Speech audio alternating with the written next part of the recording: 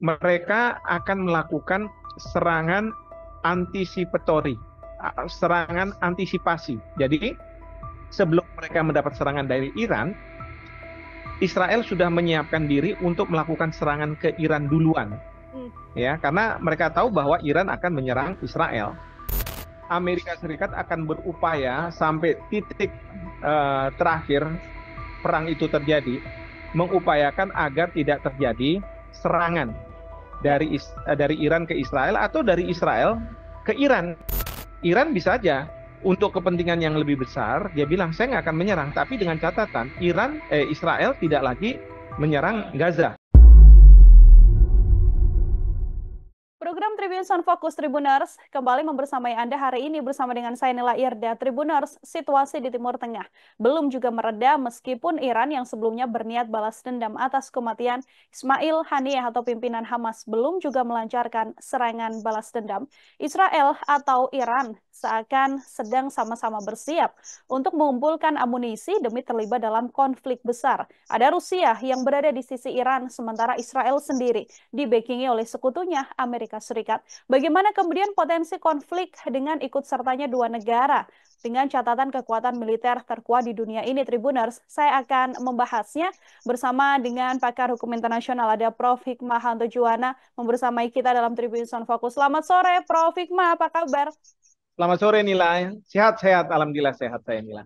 Alhamdulillah, terima kasih banyak Prof. Hikmah kembali bisa berdiskusi dalam Tribun Sound Focus. Ini masih berkaitan bagaimana konflik di Timur Tengah begitu ya. Ini setelah kemarin ada rencana besar balas dendam atas kematian Ismail Haniyeh yang katanya akan dilancarkan oleh Iran. Saya ingin minta pengantar terlebih dahulu melihat situasi yang saat ini ada di Timur Tengah seperti apa, Prof? Ya, yang pasti adalah minggu kemarin, kalau saya nggak salah hari Jumat begitu ya, Menteri Luar Negeri Amerika Serikat Blinken sudah bertemu dengan Menteri Luar Negeri G7. Menteri Luar Negeri G7 untuk membriefing bahwa harusnya hari Senin kemarin akan ada serangan balasan ke Israel oleh Iran. Ya. Nah, dan kemudian hari Minggu saya baca di media luar negeri disebutkan bahwa Perdana Menteri Netanyahu itu sudah mengadakan sidang kabinet yang intinya mereka akan melakukan serangan antisipatori, serangan antisipasi. Jadi sebelum mereka mendapat serangan dari Iran, Israel sudah menyiapkan diri untuk melakukan serangan ke Iran duluan. Ya, karena mereka tahu bahwa Iran akan menyerang Israel. Lalu kemudian di Timur Tengah ini ada pergerakan di mana beberapa perwakilan sudah meminta agar warganya keluar dari wilayah yang berbahaya. Salah satunya Lebanon. Kemudian juga di Iran.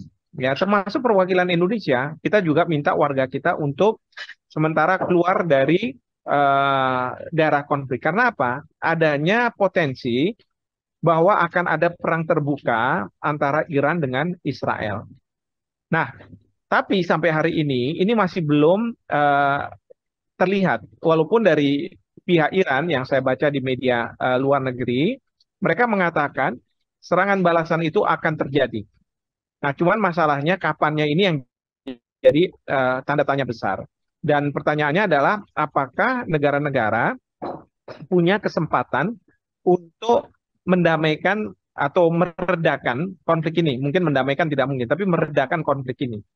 Karena yang saya lihat juga di Timur Tengah, itu Presiden Joe Biden sudah menyampaikan kepada Menteri Pertahanan agar aset-aset alutsista yang dimiliki oleh Amerika Serikat di berbagai kawasan, terutama yang dekat dengan Timur Tengah, untuk mengarah ke Timur Tengah. Ya, mengantisipasi kalau memang terjadi perang Iran dengan Israel dan Amerika Serikat harus terlibat. Dan kemudian juga dari pihak Rusia, mereka sudah mulai mendaratkan pesawat-pesawat tempur mereka ke Iran. Artinya seperti tadi Saudara Nila sudah sampaikan bahwa Israel di belakangnya adalah Amerika Serikat, sementara Iran sudah ada Rusia di belakangnya. Jadi itu situasinya seperti itu. Demikian. Oke, artinya jika melihat situasi yang ada dengan pergerakan sejumlah persenjataan dari Amerika Serikat, bantuan dari Rusia, ini rencana untuk balas dendam ini bisa dikatakan pasti akan terjadi seperti itu, Prof. Hikmah, atau hal ini juga masih bisa diredam sedianya meskipun sudah banyak pihak seperti Rusia dan Amerika Serikat yang membantu atau membackingi Israel dan juga Iran. Begini, kalau lihat situasi seperti ini, kalaupun terjadi, maka ini berpotensi untuk mengarah ke Perang Dunia Ketiga. Karena negara-negara akan nantinya melakukan polarisasi. Apakah berada di belakang Israel atau di belakang Iran? Kira-kira seperti itu. Dan tentu kalau udah seperti ini kan potensi untuk Perang Dunia Ketiga sangat besar. Nah, saya perlu ingatkan di sini bahwa waktu Perang Dunia Pertama meletus, itu gara-garanya ya ada tokoh yang dibunuh, assassinated, dan kemudian ada kecurigaan dari negara-negara terhadap negara lain, lalu kemudian diterjemahkan dengan kekerasan, penggunaan kekerasan, use of force. Nah, ini yang terus kemudian memunculkan Perang Dunia Ketiga. Nah, ini kan bukannya tidak mungkin Ismail Haniyeh ini menjadi semacam martir bagi Iran, bagi banyak negara yang menganggap bahwa apa yang dilakukan oleh Palestina ini sebenarnya suatu tindakan yang memang hak dari rakyat Palestina. Tapi tidak demikian dengan Amerika Serikat, bahkan Israel sendiri yang mengatakan bahwa Ismail Haniyeh ini adalah teroris yang mereka kejar dan mereka harus bunuh, kira-kira seperti itu. Nah, jadi melihat seperti ini, potensi Perang Dunia Ketiga itu ada di depan mata kita. Dan yang kita khawatirkan adalah kalau Rusia, Amerika Serikat sudah ikut terlibat, bukannya tidak mungkin mereka akan memencet senjata nuklir mereka. Dan itu akan membahayakan dunia secara keseluruhan. Bahkan kita juga tidak tahu apakah Iran ataupun Israel sebenarnya punya senjata nuklir juga. Mereka selalu sementara ini kan diam-diam IAEA, Badan Atom Internasional, mau melakukan inspeksi juga agak kesulitan untuk menentukan bahwa Iran akan punya senjata nuklir atau tidak. Demikian juga Israel. Nah, ini yang membahayakan dunia sebenarnya. Maka di sini bukannya tidak mungkin berbagai pihak akan mencoba untuk meredakan konflik ini sehingga paling tidak Iran tidak melakukan penyerangan. Cuman masalahnya sanksi apa yang akan diberikan kepada Israel? Karena menurut Iran, Israel itu sudah berada di wilayah kedaulatannya dan dia melakukan suatu tindakan yang tidak dibenarkan menurut hukum mereka, yaitu melakukan pembunuhan. Dan Iran rasa bahwa dia punya hak secara hukum internasional untuk melakukan pembalasan terhadap Israel. Seperti itu. Oke, ini kan kalau kita menyinggung Israel dan juga Iran sendiri, yang tadi sempat disampaikan juga oleh Prof. Hikmah, ada Rusia dan juga Amerika Serikat di belakang Iran dan juga Israel ini, begitu ya Prof ya. Apabila memang konflik pecah di antara kedua pihak ini, apakah kemudian ini bisa dikatakan sebagai peperangan yang juga cukup seimbang, Prof? Oke, kalau seimbang atau tidak, ya mungkin kalau misalnya Amerika Serikat mengerahkan semua potensi kekuatannya ke Timur Tengah untuk membackingi Israel, saya rasa Rusia pun akan kalah terus terang. Ya, karena Amerika Serikat ini sebuah negara yang mempunyai kemampuan untuk memprojek kekuatan dia di berbagai dunia. Jadi dia kan punya pangkalan-pangkalan militer. Ada di Jepang, ada di Filipina, ada di bagian kecil ada di Australia, kemudian ada di Korea Selatan, ya, kemudian juga ada di mungkin di Timur Tengah juga ada. Jadi ada beberapa, di Afrika juga ada. Nah, ini kan potensinya besar sekali. Sementara kalau kita bicara Rusia, memang ketika Rusia itu berada di bawah naungan Uni Soviet, mungkin kuat ya. Ya, dia punya kemampuan militer seperti Amerika Serikat. Tapi kalau cuma Rusia sendiri, saya agak ragukan bahwa kemampuan Rusia itu menyamai dengan kemampuan militer Amerika Serikat. Kalau misalnya Amerika Serikat meminta pangkalan-pangkalan yang mereka punya di seluruh dunia mengirimkan misalnya kapal induknya, pesawat tempurnya, dan lain sebagainya ke Timur Tengah, maka itu akan berat bagi Rusia, ya. Tetapi kalau misalnya hanya bagian-bagian tertentu dari pangkalan militer Amerika Serikat yang digerakkan, ya mungkin masih adalah chance untuk Rusia bisa menang. Nah, tapi kalau misalnya antara Iran dengan Israel, memang mungkin saja mereka ini dua-duanya punya kemampuan yang sama. Saya nggak bisa membuat analisa terhadap kemampuan perang dari Israel karena ini pasti mereka rahasiakan, nggak mungkin dia buka, ya, karena dia tahu bahwa dia berada di lingkungan yang tidak bersahabat dengan Israel. Negara-negara Arab itu kan nggak bersahabat dengan Israel sebenarnya, sehingga Mhm. dia perlu untuk mempunyai kekuatan yang tidak bisa diketahui oleh negara-negara di sekitarnya. Hmm. Demikian juga dengan Iran. Iran ini sebenarnya juga punya kemampuan yang kita tidak tahu sampai di mana. Seperti itu.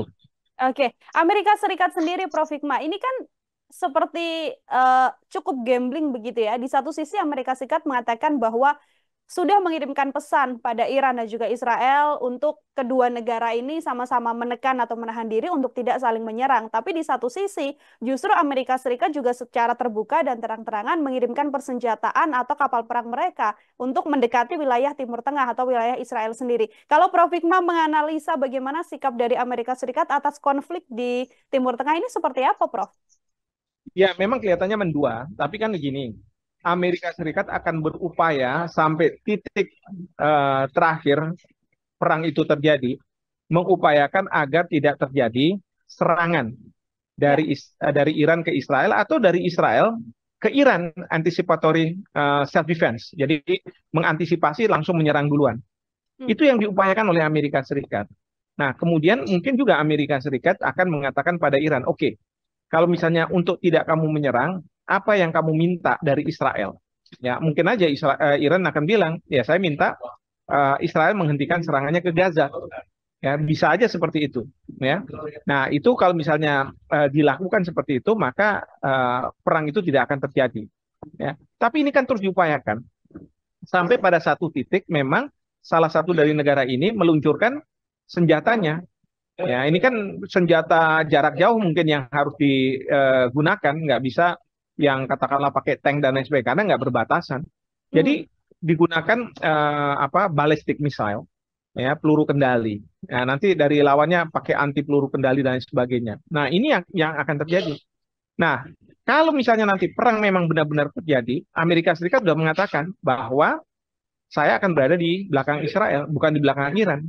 Nah, jadi analisa saya ini bukan kontradiksi, tetapi fase di mana ini sebelum terjadinya perang, maka Amerika Serikat akan berusaha untuk meminta dua negara ini tidak melakukan serangan.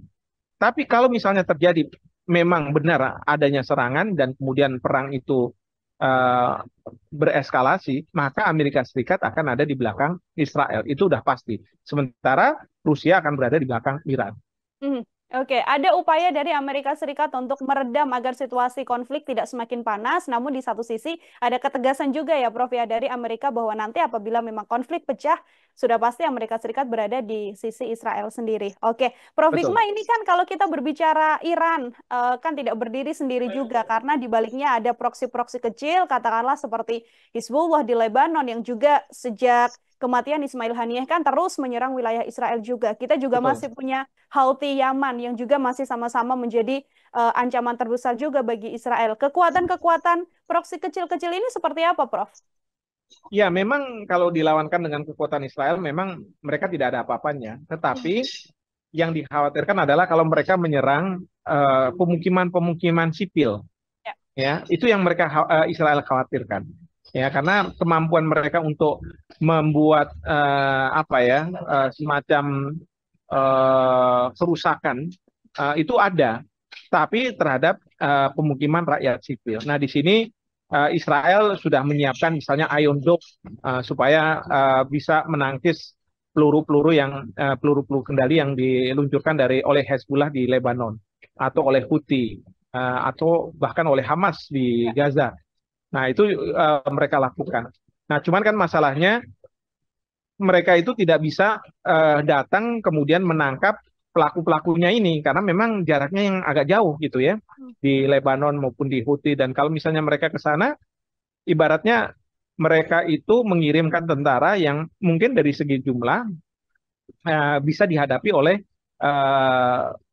kemampuan tentara dari proksi-proksi Iran, Hezbollah dan Hamas dan kemudian juga Houthi ini. Hmm. Seperti itu. Hmm. Apakah juga kemudian cukup merepotkan juga atau memecah konsentrasi Israel yang harusnya harus mengantisipasi serangan Iran dengan adanya kelompok-kelompok Hizbullah dan juga Houthi yang juga terus menyerang wilayah Israel, Prof. Hikmah? Iya, ini yang mungkin salah perhitungan dari pihak Israel ya, Hmm. dengan menyerang, membunuh Ismail Haniyah di eh, Iran, ini kan membuat Israel sekarang punya banyak perang. Ya. Perang yang sifatnya kecil, menurut mereka mungkin ya, menghadapi Hezbollah, Houthi gitu ya, Hmm. Hamas, dan perang yang besar menghadapi Iran, belum lagi perang yang lebih besar ketika mereka harus bersama-sama Amerika Serikat menghadapi Iran dengan sekutunya. Ya. Nah itu, Mhm. Ada salah perhitungan bagaimana kemudian kekacauan terjadi juga di Israel ya Prof ya dengan serangan betul. bertubi-tubi yang Jadi dilancarkan kalau oleh Hamas. menurut saya, awalnya mungkin Israel akan mengatakan, kalau saya bisa membunuh Ismail Haniyah, maka mereka yang berada di belakang Ismail Haniyah akan menyerah. Ya, memang dalam masa lalu ketika perang antara dua raja, raja yang katakanlah ingin memenangkan perang itu harus bisa memenggal kepala yang raja yang memerangi dia. Hmm. Dan kemudian kepala itu oleh panglima perangnya ditunjukkan kepada raja. Ini saya sudah pegang ini. Dan itu menunjukkan bahwa mereka yang di bawah raja yang kepalanya dipenggal itu harus tunduk. Tapi dalam situasi seperti sekarang ini nggak berlaku seperti itu. Ya. Justru Ismail Haniyah ini oleh banyak pihak dianggap sebagai martir. Beliau ini menjadi pemersatu untuk orang melawan Israel. Hmm. Ya, karena selama ini Israel bisa melenggang, menyerang Gaza, anak-anak, perempuan dan lain sebagainya, tanpa negara lain tidak punya alasan untuk bisa menyerang Israel. Tapi sekarang Iran punya hak untuk menyerang Israel karena dia dilanggar kedaulatan hukum teritorial Iran itu. Mhm. Ada alasan jelas bagaimana Iran juga bisa melancarkan serangan terhadap Israel dengan alasan pembunuhan Ismail Haniyah ini ya, Betul. Prof. Hikmah. Setelah kematian dari Ismail Haniyah, Prof, ini kan yang kemudian posisinya digantikan oleh sosok Yahya Sinwar begitu ya. Belakangan sosok ini menjadi salah satu sosok yang memang paling diburu oleh IDF, bahkan sempat dikatakan juga oleh Israel bahwa sedianya Yahya Sinwar ini sudah meninggal dunia. Tapi dengan penunjukan ini kan artinya Yahya Sinwar ini memang masih aktif dan kemudian bisa juga menjadi salah satu komando untuk militan Hamas. Bagaimana Prof. Hikmah melihat sosok dari Yahya Sinwar ini, Prof? Ya, yang pasti militannya mungkin sama, cuman beda approach. Kalau Ismail Haniyah dia adanya di luar Gaza, Ya. sementara kalau Sinwar adanya di Gaza.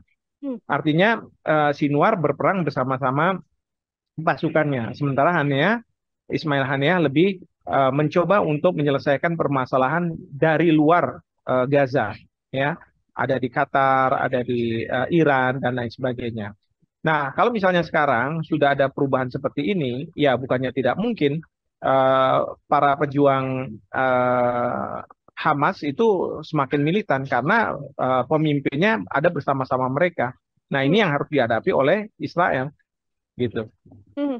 Oke, terakhir dari saya, Prof. Hikmah, tadi ada beberapa hal yang kemudian berkaitan soal balas dendam Iran. Ada alasan khusus Iran bisa kemudian melancarkan serangan begitu ya terhadap Israel. Tapi sedianya situasi apa sih, Prof, yang kemudian apakah masih ada situasi yang bisa meredam konflik besar antara Iran dan juga Israel ini setelah Amerika Serikat tadi sepertinya sedang membuat salah satu kesepakatan begitu ya agar serangan ini tidak terjadi? Ya, kalau menurut saya, asalkan ada janji dari pihak Israel untuk tidak lagi melakukan penyerangan ke Gaza, Hmm. menghentikan serangan itu merupakan kartu truf bagi Iran. Karena begini, Iran sebenarnya kalau misalnya dilanggar kedaulatan memang betul, tetapi kan tidak ada korban dari pihak Iran, apakah warga sipil atau pejabatnya dan sebagainya, nggak ada. Jadi ini eh, sebenarnya adalah warga negara dari negara lain, Ya. Ismail Haniyah, ya. Sehingga Iran bisa aja untuk kepentingan yang lebih besar, dia bilang saya nggak akan menyerang, tapi dengan catatan Israel tidak lagi menyerang Gaza. Ya, dan itu harus kemudian benar-benar di keep promise ya, dijaga janji itu oleh Israel dan kalau perlu disupervisi oleh Amerika Serikat. Dan bila perlu Dewan Keamanan PBB memberikan mandat kepada peacekeeping operation, pasukan perdamaian, di mana Indonesia kita sudah siap karena Bapak Panglima TNI sudah menyampaikan ke DPR kalau misalnya sewaktu-waktu kami dipanggil oleh PBB, diberikan mandat untuk menjadi peacekeeping operation, kami sudah siap. Nah, jadi dalam konteks seperti itu, bisa saja menurut saya, kalau Israel mau berjanji tidak akan melakukan penyerangan, dan kemudian disupervisi oleh Amerika Serikat, kemudian Perserikatan Bangsa-Bangsa memastikan bahwa memang tidak ada serangan yang dilakukan oleh Israel, di mana peacekeeping operation itu pasukannya dikontribusi oleh Indonesia. Oke, artinya masih mungkin Prof. Hikmah bahwa Israel sendiri menghentikan aksinya di jalur Gaza. Karena kan yang kita tahu Perdana Menteri Netanyahu berkali-kali mengatakan kita baru akan berhenti ketika kita bisa melenyapkan misi Hamas, begitu. Iya, itu bisa. Tapi kalau dia bilang enggak, dia masih terus, ya sudah.